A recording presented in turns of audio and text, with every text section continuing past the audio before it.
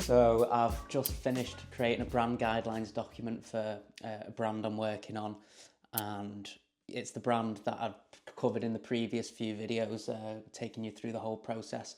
Now I did the visual identity, I presented it, super happy, and now I've just finished the brand guidelines document. If you use the white version, use the one supplied within the brand pack. Oh, cool. I hadn't actually heard of that before. Yeah, so same again with the full lockup versions. So that call I've just had then was with a brand I've just worked on actually, and he's a video editor and I need a video editor, because one thing that going forward with this year now, and it's something as a when you run a business, even as a freelancer, something you should really think about is buying your time back to work on things that really move the needle for you. So for example, the stuff that really moves the needle in my business is client work and marketing. And I spend about 3 days of my week editing videos, and I need to buy that time back to work on more client work, and be able to plan things and work on my business more. Now, marketing is a huge needle moving thing for me, and I do all my marketing through the content I make. Now, if I can get someone to edit all that for me and buy so much of my time back and work on more important things and grow my business faster. So that's what I've been talking about there on a call, and also to make these videos better for you guys as well, and be more consistent with my uploads. You'll notice I'm not that consistent because I'm doing everything. Doing client work, doing marketing, editing the videos, trying to do everything, you know? So this is basically a really important stage you get to, is when you feel like you can't progress any further as a one-man band. This is when you've got to start hiring people or delegating certain work to other people so you can really accelerate. So I've still got to weigh it all up. We're doing a trial video, seeing how that goes. So one of the next videos you see will be edited by someone very, very good. And yeah, so I'm stoked. I'm super stoked for it, and it's like sort of moving on to the next chapter. But yeah, that's what that was about. So the final stage of this project now with Natively Ornate is packaging up all the files. So as you can see my workboard here. So this is how I lay everything out when I've got a sort of a big project like this. So you can see here, you've got all the different logos. You can see them in grey here. I've got to change these to white before I export them. I put them to grey so you can actually see them. So you've got all the different logos with the clear space applied. So if you look where the clear space is on these logos like this, so you basically copy and paste this into your file workboard and then obviously delete the clear space around it, and then you export the files with the clear space attached. And then here you've got the grids in the two different colours, and you've got all the icons in the normal black and then reversed in white as well. Delete these backgrounds as well. Now, because Chris is a video editor, I'm going to be sending him the AI file as well, because he's going to be animating his logo. He's going to be animating all the icons. So he needs the AI files. So it's all nicely, neatly laid out for him there. And yeah. So that's Natively Ornate finished. That's the end of the project. I've just finished the brand style guide. I'm going to run you through it now, but make sure you stay to the end of this video because I've released this new style guide as a template, and it's awesome. And I'm giving you a discount code at the end of the video. So wait around for that. It'll be worth it. But if you have purchased my old template, send me an email. I'm going to send you this one for free. Just send me an email with proof of purchase and I'll send you the new one out, and I'll show you exactly what it looks like now. So this is the brand style guide for Natively Ornate. We go into what is this document, just addressing who it's for. We've got the contents page, we've got our logo, and then we jump straight in. This is our core logo here, and then we go into how we use it. We've got the different lockups, we've got the symbol, we've got the vertical, we've got horizontal 2, we've got horizontal 1 with descriptions on how to use it. We've then got the tagged versions, so you've got the tagged versions with studios underneath, and then the normal versions, just a quick description of where to use these. We've got the clear space, so you can see the clear space around the logo here. And then we've got the clear space of the horizontal lockups as well. And then we've got the inverted logo mark. So there are actually two different logos. This one's slightly thinner to account for a radiation illusion. So that's what we're describing here. That's what we're talking about. And then we've got the inverted logo suite as well. We've got the logo don'ts, just an exhaustive list of do not do this to our logo, obviously. And then we've got our colours, which we've got the brand colour palette here. It's a beautiful colour palette. I absolutely love it. We've got the usages as well, included usages of the colour palette where these colours should be used on secondary, primary grids, primary text, primary, secondary backgrounds and things like that. And then we've got the colour hierarchy where these colours should be on one canvas what percentage they should be covering the canvas. Went really in depth here about how to use these for Chris, the natively ornate. We've got the colour schemes here. We've got, this is the regular colour scheme, how to use it. So you've got, this is the grid colour, this is the background colour, text and icons colour, highlights colour, and low profile text. And then when we want to invert that palette, that's exactly how it looks there. And then, yeah, there's the basically examples of it. That's how it looks normal. That's how it looks regular. So this is just a great guidelines to have a look when coming up with colours for the brand. And then we've got our typography. We've got Space Mono, one of my favourite typefaces at the minute. We've got the exact where to use it for main headings, heading accent fonts, special subheadings again, the different weights of it. And then we've got Space Grotesque, which is the primary typeface, which we've got bold, medium, regular, light. Again, exactly where to use it. Regular buttons, body copy, area text, and again, descriptions at the top, how to use it.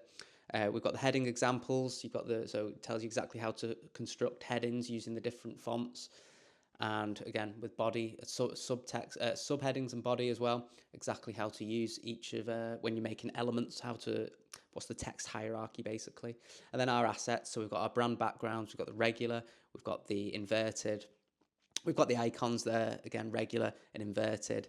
And we've got brand icon usage, exactly how to use these icons. You can use them as single use, you can use them as scattered, or you can use them as a sort of layout here.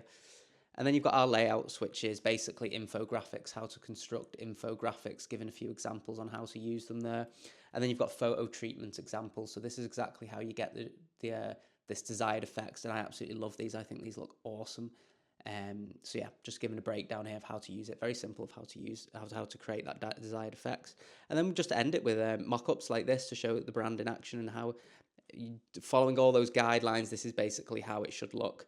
So yeah, and then additional information at the end is any assets need adding, just contact the designer, which is me. So yeah, when creating this brand guidelines document, I've been reading this book called, well, it was this book I started reading, which was called The Essentialism, and then I've read the what's the word for after this? There's another book called Effortless, to how do you implement all these strategies from Essentialism.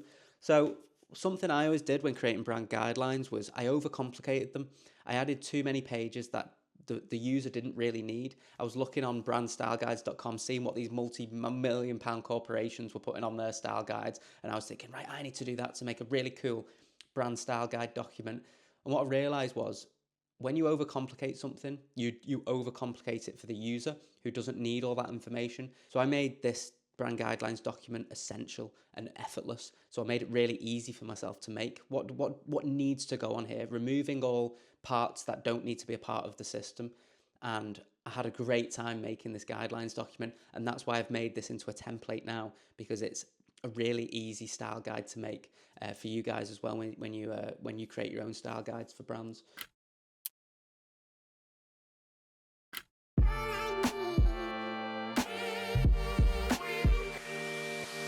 I can't stress enough how important routine is. So, like, my morning routine to me is so sacred, between like the hours of 7 and 9. So I get up at 7 in the summer. We're getting up earlier. But I have to go for a run in the morning. Now, you might have heard this before, but I went through a period where I was just so inconsistent with my running.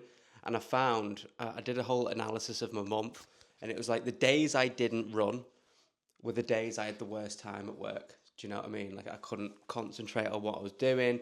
I'd get distracted more easily.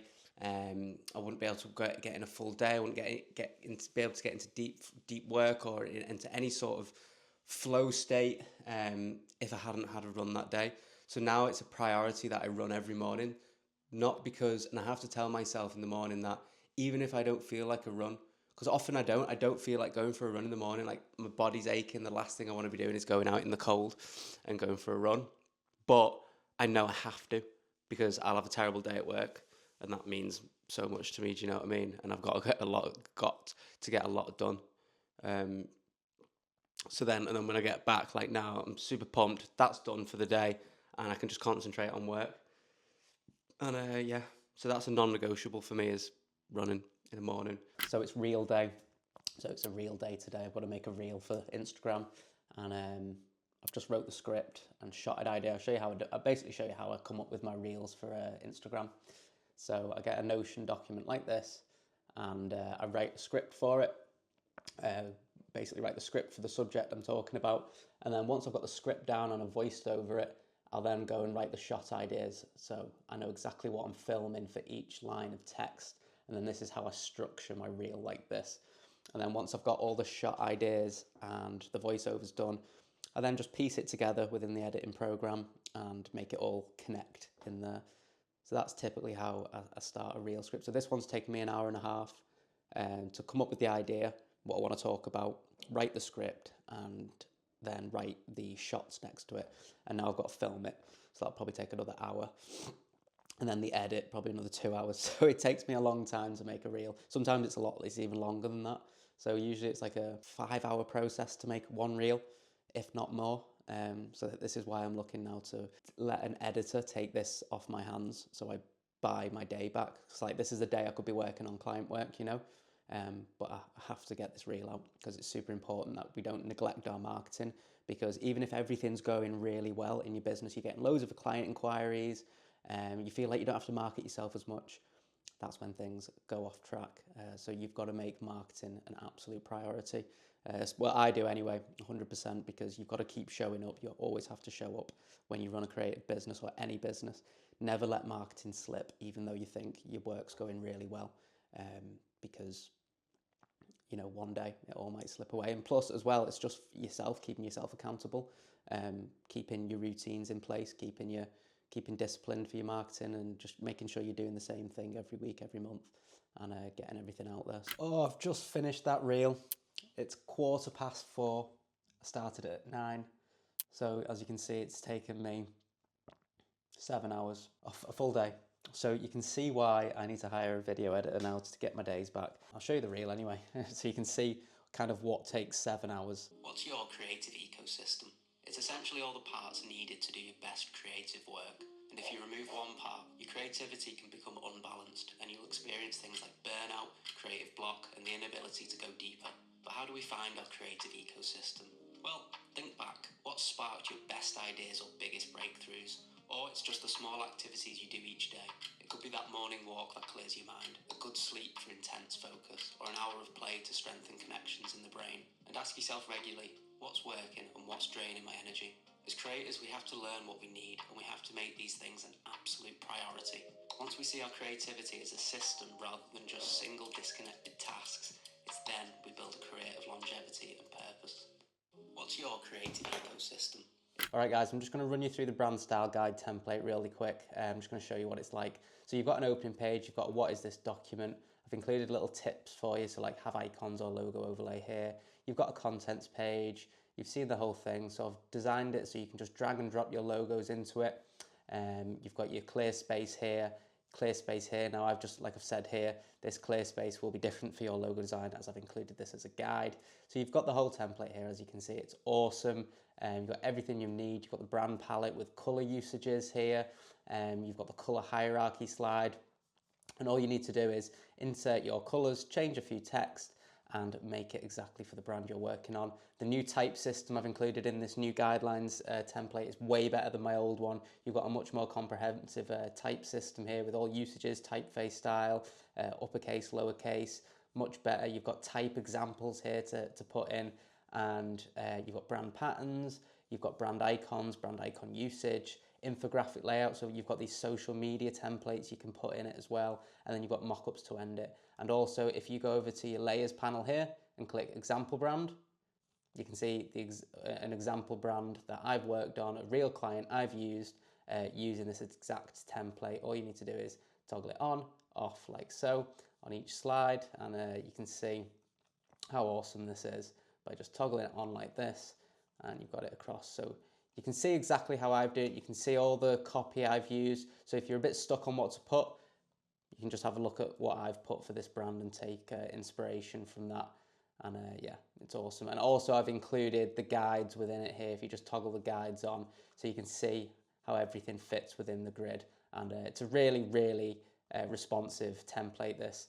And yeah, and the reason I'm releasing this to you guys is because I know how helpful a template like this is for people looking to speed up the workflows, or you don't want to create a whole document like this from scratch.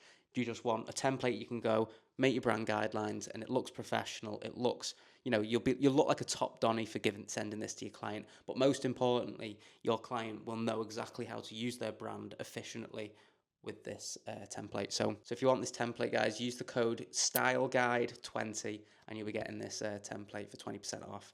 And thought I'd show you through it. So I'm going to leave the video here, guys, and hopefully now we're going to have a lot more consistent uploads, because I love YouTube, and I love these videos, and I love everybody that comments on them and tells me where you're at with your journey, or what struggles you're having, or what positives you've had recently.